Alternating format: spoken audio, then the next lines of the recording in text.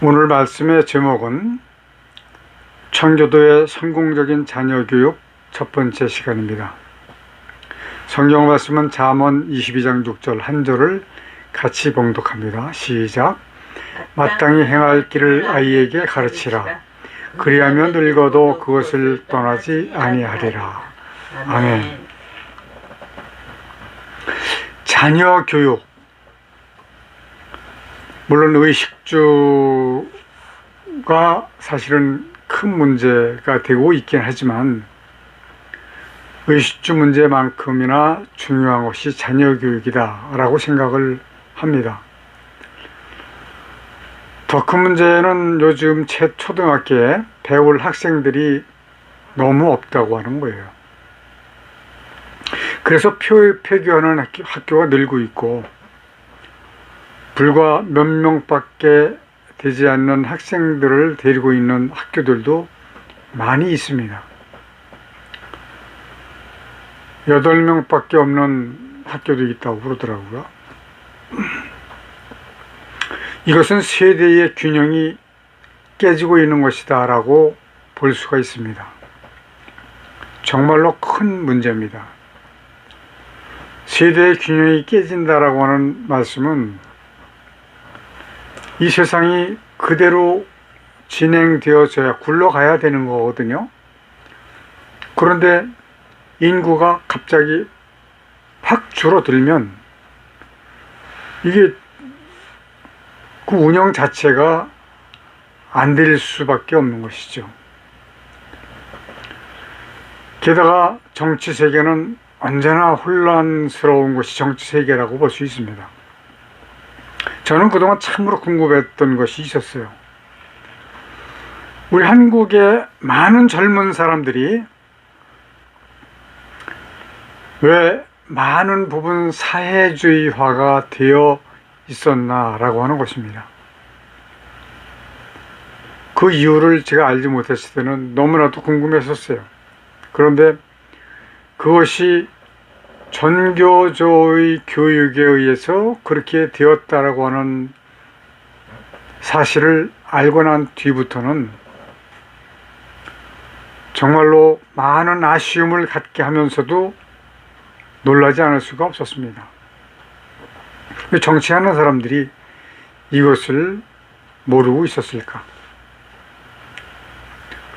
세계의 지식과 재물을 석권하고 있는 유태인들은 어려서부터 탈무드 교육을 받으면서 성장을 하게 했습니다. 오늘날 세계 제1의 대강대국인 미국은 청교도 교육을 자녀들에게 가르쳐 왔습니다. 오늘은 미국의 청교도식 자녀 교육에 대해서 우리가 무엇을 본받아야 할 것인가 알아보려고 합니다. 첫 번째, 뉴 잉글랜드 청교도들의 학교 교육은 무엇을 목적으로 삼았는가? 지식적인 것만 쌓기 위해서 교육을 하고 있는 것이 아니다 라고 하는 것을 먼저 선지하면서 뉴 잉글랜드 청교도의 학교 교육의 주된 목적은 학생들을 바른 기독교인으로 만드는 데 그 목적을 두고 있다. 세상적인 지식을 목적으로 하는 것이 아니고 바른 기독교관을 정립해 주는 것을 목적으로 두고 있다라고 하는 말씀입니다. 뉴 잉글랜드 초기의 교육 제도는 초등학교, 중등학교와 대학으로 구성되어 있었는데 이들이 존재하는 이유는 자녀들을 신앙 안에서 자라게 하는 것이다 라고 하는 것이에요. 초등학교가 세워지기 전에는 가정에서 문자 교육이 선행되어졌다고 합니다. 가장은 글자판을 이용해서 알파벳, 자음과 모음의 배합, 주기도문 등을 자녀들에게 가르쳤습니다. 문맹자 자녀들의 교육을 돕기 위해서는 지식층의 부녀들이 여인 학교를 세워서 아이들에게 읽고 쓰는 것을 가르쳐 왔다라고 전해지고 있습니다. 두 번째, 초등학교에서 무엇을 가르쳤는가?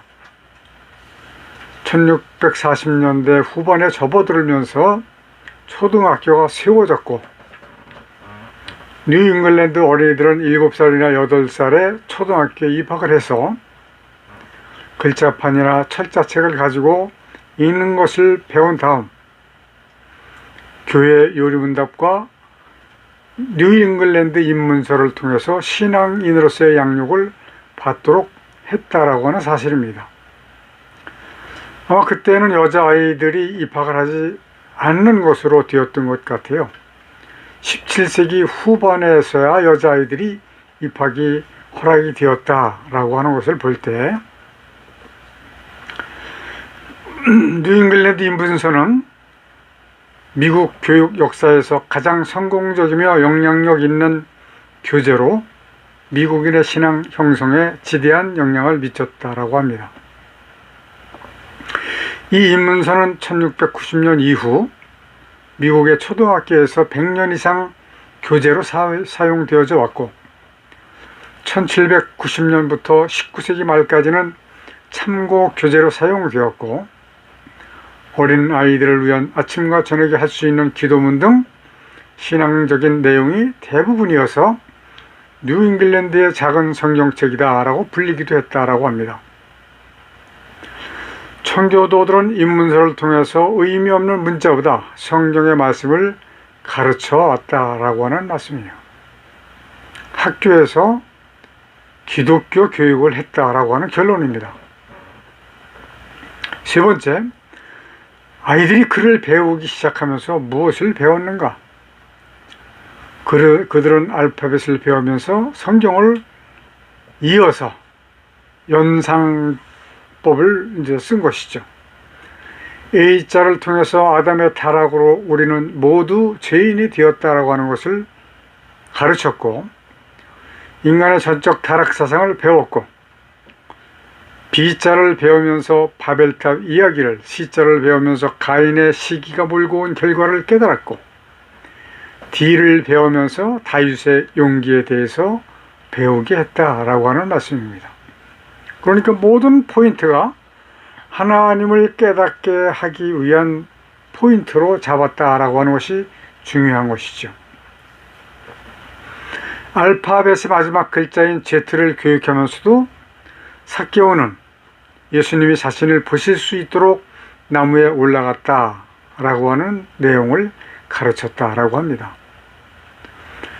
또한 입문서에는 주기도문, 사도신경, 소요리문답과 같은 기독교의 기초적인 교리를 포함하고 있어서 청교도 자녀들은 이를 통해서 철저하게 신앙으로 무장되었고, 이러한 신앙 훈련을 거친 후 중등학교에 진학하도록 하였다라고 합니다. 우리나라는 본래 유교 사상으로 젖어 있었기 때문에 아직까지도 그 유교 사상이 기독교 내에서도 보이고 있습니다. 이러한 것들을 우리가 하루속히 고치지 않으면 하나님께 어떻게 영광을 돌릴 수 있을 것인가 라고 하는 질문도 할 수가 있을 겁니다. 네 번째는 당시 상황과 교사들의 열정은 어떠했으며 아이들이 졸업한 후에는 어떻게 되었는가? 1647년 교육 법령 선포 이전에 뉴잉글랜드에서는 9개 이상의 중등학교가 존재하였고, 중등학교의 교육 내용도 주로 성경을 배우고 기독교적 가치관을 심는 것들이었다라고 합니다. 초등학교뿐만 아니라 중등학교의 교실도 역시 가로가 6m 정도, 세로가 그보다 약간 좁았고 높이는 1.8m 정도 열악한 상황이었다라고 하는 것이죠. 창문은 거의 없었고 책상을 벽에 붙여 놓을 수밖에 없는 상황이었다. 겨울에는 난로 하나로 견뎌야 하는 열악한 환경 속에서도 하나님의 뜻을 가르치기 위해서 애를 쓴 흔적이 뚜렷하게 보이고 있습니다. 그러나 교사들의 대부분이 신학대학 졸업 후 목회할 사역지를 찾는 사람들이었기 때문에 학생들을 신앙으로 훈련하기에는 너무나도 적합한 상태였다라고 볼 수 있는 것이죠. 문법 학교에서 청교도 자녀들은 성경과 함께 라틴어, 헬라어, 히브리어를 익히게 했고, 기독교의 고전 연구를 통해서 기독교적 세계관을 정립하게 했다라고 하는 것이 기록에 남아 있습니다.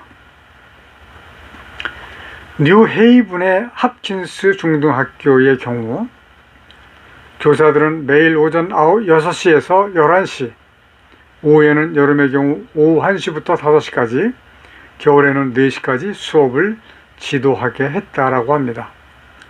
수업 시작 전에 교사들이 하나님께 기도를 올린 후 학습 수준에 따라서 분반을 해서 수업을 하게 했는데, 월요일마다 주일에 들은 설교에 대해서 되묻고 이해되지 않는 부분에 대해서 설명을 해줌으로 인해서 학생들의 신앙 성장에 도움을 주었다라고 합니다. 매주 토요일 오후 1시부터 3시까지는 교리문답을 실시함으로 신앙교육을 강화하였다라는 기록도 있습니다. 설교를 이해하는 일은 정말로 극히 필요한 일입니다. 현대에도 정통 청교도는 이렇게 복습을 하고 있어요. 예배가 끝나면 식사를 하고 또는 어떤 회의를 하고 모여서 그날에 들은 설교를 다시 짚어보는 그러한 시간들을 갖는 청교도들이 있습니다. 다 그렇다고 하는 말씀은 아닙니다. 저는 그래서 여러분들에게 질문을 해야 된다라고 누누이 말씀을 드리고 있는 겁니다. 질문을 꼭 해주시기 바랍니다. 왜냐하면 이렇게 짧은 시간 설교하는 내용으로 모든 하나님의 그 뜻과 하나님께 영광을 돌릴 수 있는 그런 내용들을 전달할 수 있지 않기 때문에 여러분들은 궁금한 것이 많이 있을 겁니다. 그래서 꼭 궁금한 것은 질문을 하셔서 카톡으로 하셔도 되고 메일로 주셔도 되고 전화를 하셔도 좋습니다. 중등학교 졸업자 가운데 현재 형편이 좀 괜찮은 친구들은 대학에 진학을 해서 기독교 지도자로 훈련을 받도록 하는 것이 주목적이었다. 1636년 설립된 하버드 대학은, 오늘날도 하버드 하면 유명하죠. 헨리 던스터가 학장으로 재직하던 시기에 대학으로서의 기초를 놓게 되었는데, 교과 과정은 옥스퍼드와 케임브리지 대학과 유사했고, 특히 논리, 수사, 윤리, 물리, 헬라어, 라틴어, 자연과학 등을 가르치던 케임브리지 대학교에 있는 임마누엘 대학의 교과 과정을 채택을 했는데, 거기서 히브리어와 아람어도 첨가해서 가르쳤다라고 합니다. 성경은 히브리어와 헬라어와 아람어로 되어 있기 때문에 이것이 상당히 중요한 포인트가 될 수도 있다라고 말씀드릴 수 있는 것이죠. 교육 방법은 교수가 강의를 하면서 교재를 읽거나 학생들 사이의 토론을 통해서 이루어지게 했다라고 합니다. 학교 법을 어기게 되면 유급을 시켰고, 모든 학생은 기숙사에서 공동생활을 통해서 공동체에 적응하는 훈련을 받았고, 학교 수업은 종교훈련과 성경 연구가 주된 내용이었다라고 하는 것입니다. 아서 노턴의 글에 보면 하버드 대학의 교과 과정은 첫 번째 경건의 실천, 두 번째 성경 연구와 분석, 세 번째 신학과 기독교의 원리, 네 번째 원어로 성경을 읽는 데 필요한 언어의 숙달, 다섯 번째 보조적인 연구, 문학, 철학, 역사와 정치학, 학생에 의한 성경 해석을 교정하는 데 필요한 것들, 그리고 여섯 번째, 효과적인 해석과 자신의 해석을 옹호하는 데 필요한 연구와 훈련, 수사연설, 토론, 설교의 반복 등이었다라고 하는 기록이 있습니다. 이러한 신앙 훈련을 통해서 졸업생의 반 이상이 목회자가 되었다라고 그래요. 나머지는 사회의 지도자로서 나서서 경건한 사회를 만드는데 일조를 하게 되었다. 얼마나 참 모범적인 교육 방식이었는지 알 수가 없습니다. 큰 다섯 번째, 청교도들이 가정을 경건하게 만드는 수단이 무엇이었는가? 가정예배입니다. 가정예배는 청교도에게 있어서 가정을 경건하게 만들 수 있는 훌륭한 수단이었다라고 하는 것입니다. 영국에서 교회 개혁이 어려워지면서 청교도들은 교회의 기초가 되는 가정을 개혁함으로 사회 개혁을 성취하기 위해서 가정예배를 드릴 것을 주장을 했다라고 기록이 되어 있습니다. 윌리엄 퍼킨스는 가정을 교회의 한 단위로 간주하면서 간주한다라고 하는 표현은 좀 그러네요. 가정을 교회의 한 단위다라고 규정을 하는 것이 맞죠. 가족원들이 신앙 안에서 생활하면서 가정 안에 하나님의 은혜와 복이 임하기를 소원하고 하루에 2번 이상 가정 예배를 드릴 것을 권장을 했다라고 합니다. 사실 2번 이상 드리는 것은 쉽지 않은데 말이죠. 그러나 이들이 그렇게 했다라고 하는 것을 말씀을 드리는 거니까 여러분들도 하실 수 있다면 2번, 3번, 여러 번 드리면 오히려 더 좋은 결과가 나올 수 있지 않겠습니까? 그는 말하기를 가정에서 성도들이 이행해야 할 2가지 의무가 있는데 하나는 하나님에 대한 의무고 또 다른 하나는 가정 자체에 대한 의무다라고 말을 했습니다. 하나님에 대한 의무는 하나님을 개인적으로 예배하면서 섬기는 것이고 모든 가정에서 정착되어야 하는 윤리다라고 볼 수 있는 것입니다. 그래서 루이스 베일리도 가정예배를 가정의 경건을 유지할 수 있는 수단으로 여겼다라고 말합니다. 그는 가정의 가장들에게 권하기를 가장은 매일 아침 모든 가족이 함께 모여서 먼저 자신이 하나님의 말씀 중에서 한 장을 읽거나 다른 사람이 읽도록 해야 한다라고 했고 시간이 허락된다면 하나님의 말씀으로 그들에게 권고해야 하고 그들과 함께 경건하게 기도를 드리도록 해야 한다라고 말했습니다. 이와 같은 교훈에 따라서 청교도들은 가정 예배를 중시하였고 청교도 가정은 점차 하나님의 말씀 중심으로 개혁되면서 영광스러운 그리스도의 교회화가 되어 갔다라고 하는 기록이 있습니다. 큰 여섯 번째, 청교도들의 가정 예배의 방법은 어떠했는가? 뉴 잉글랜드 청교도들은 퍼킨스의 가르침에 따라서 아침과 저녁으로 가정 예배를 드렸다고 합니다. 아침 예배는 주로 아침 식사하기 전에 가족들이 한자리에 모여서 드렸는데 죄에 대한 고백과 사죄를 우연간구로 시작하였고 죄에 대한 고백은 자신이 세상에 지은 잘못과 이보다 하나님의 뜻을 따르지 못한 죄에 대한 회개가 우선되었고 또한 하나님의 은혜와 복에 대한 감사를 드린 뒤 주기도문으로 마쳤다라고 합니다. 어려운 건 아니죠. 우리도 여러분들도 얼마든지 마음이 있고 시간을 만들어서 할 수 있을 것이라고 생각을 합니다. 저녁 예배는 잠자기 전에 드렸는데 하루 동안 베풀어 주신 하나님의 은혜와 그리고 하나님의 은혜에 대한 감사와 성경 봉독 그리고 시편 찬송 그리고 기도로 이어졌다라고 합니다. 이때 이전부터 시편 찬송이 있었다. 물론 그 역사를 찾아보면 다윗이 하나님을 찬양한 것이 바로 시편 찬송이에요.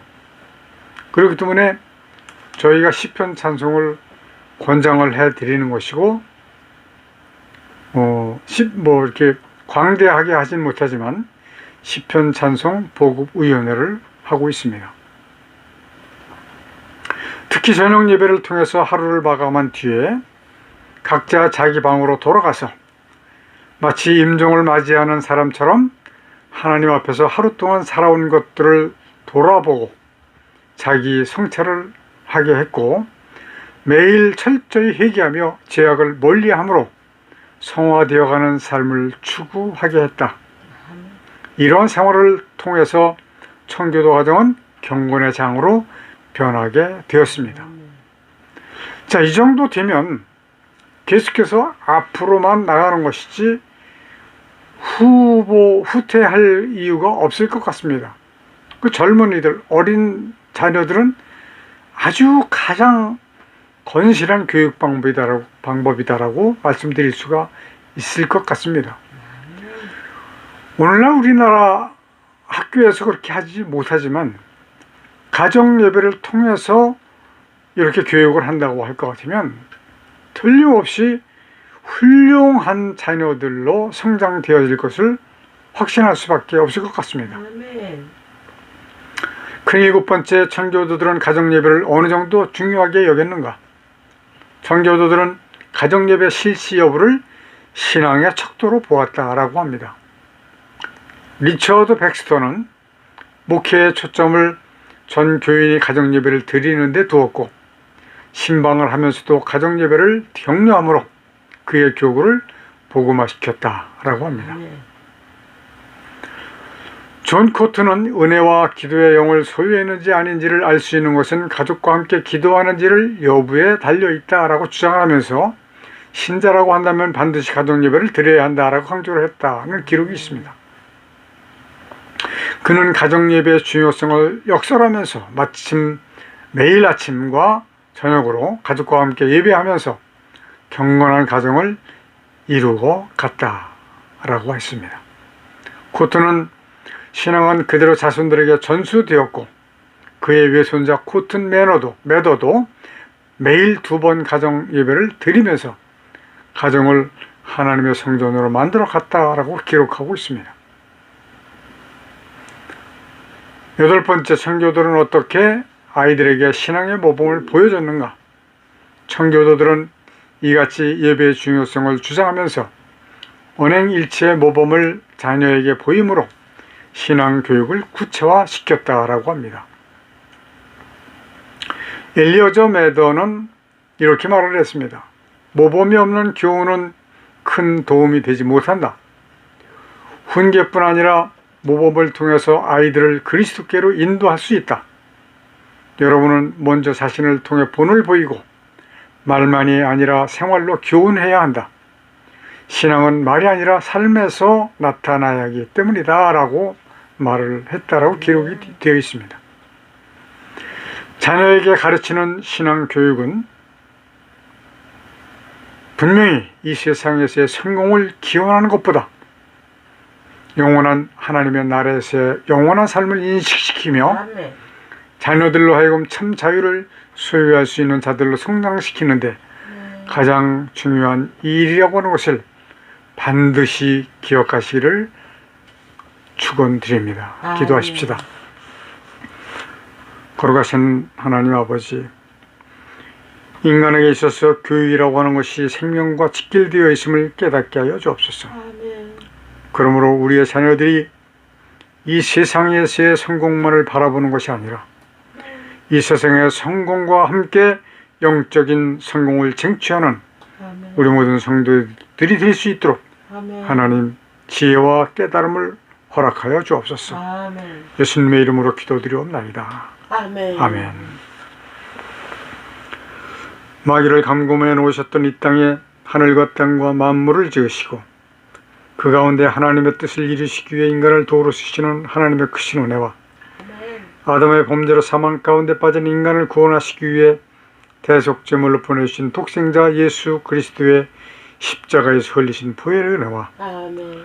마지막 심판을 위하여 구원받을 자를 도하시기 위해 복음을 전파하도록 우리와 함께 해주시도록 주께서 보내주신 성령님이 함께 하시는 은혜가 아멘. 우리와 함께 예배하는 성도들에게 충만히 임하여 주시기를 간절히 축원하옵나이다. 아멘. 아멘.